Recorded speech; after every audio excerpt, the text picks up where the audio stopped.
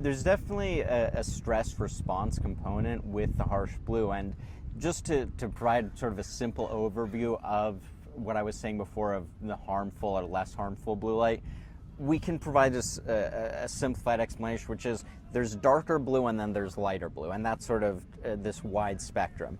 And when people talk about the negative aspects of blue light, they're specifically highlighting this harsher dark blue. And then that lighter blue is actually the part you need quite a bit of. That's sort of more of a sky blue, a cyan color. And what happens in the majority of the lights that exist in, and this is just randomness, how physics worked out, it happened to be that the cheapest way to build an LED is to put this massive spike in the dark blue region that you don't want, and the way it makes a white, it's not uniform, it creates a dip in the light blue right where you need some of that light. And so it gets you a lot of the thing that's stressful, not great for the eye, the thing that makes you feel like this light's really harsh and unpleasant, and it doesn't get you the light that triggers wakefulness, that tells the brain like, hey, this is daytime, be alert. And another thing about this is it's not just the shape of the light, which a lot of people focus on, oh, if I could just get it to be like sunlight. Again, it's people doing a thing that is like another thing, but not actually understanding the key essential aspects, which is the intensity of sunlight, which is orders of magnitude more. So you're looking at 100x or 1000x difference in brightness when you step outside versus when you're in a building. And the eye is just so good at adjusting to a wide range of brightness levels, you don't quite notice that. You don't think about it as being, oh, this is 100x brighter.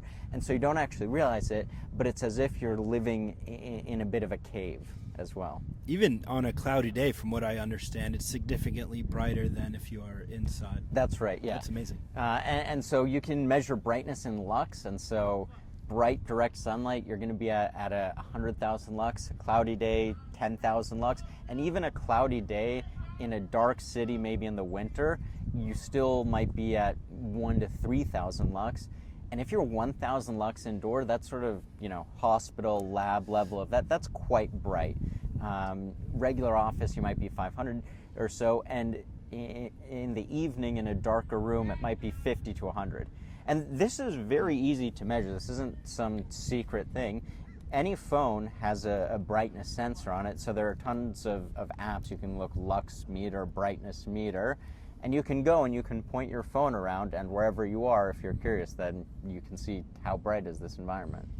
That's really interesting, and it does have implications on health in terms of getting outside and absorbing more sunshine. Even on a cloudy day, you are getting a significant amount of sunlight in comparison to being stuck indoors. So when people are seeking the health benefits of being outside and getting sunshine, even if it's cloudy, it's really important to go and immerse yourself in that as much as possible.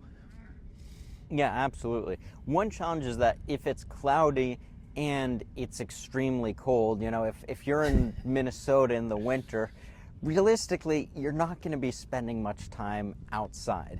And also, maybe if you're in Phoenix and it's summer, maybe you get 10 minutes outside, you get the vitamin D, great, but you're not going to be outside very long in that sort of heat.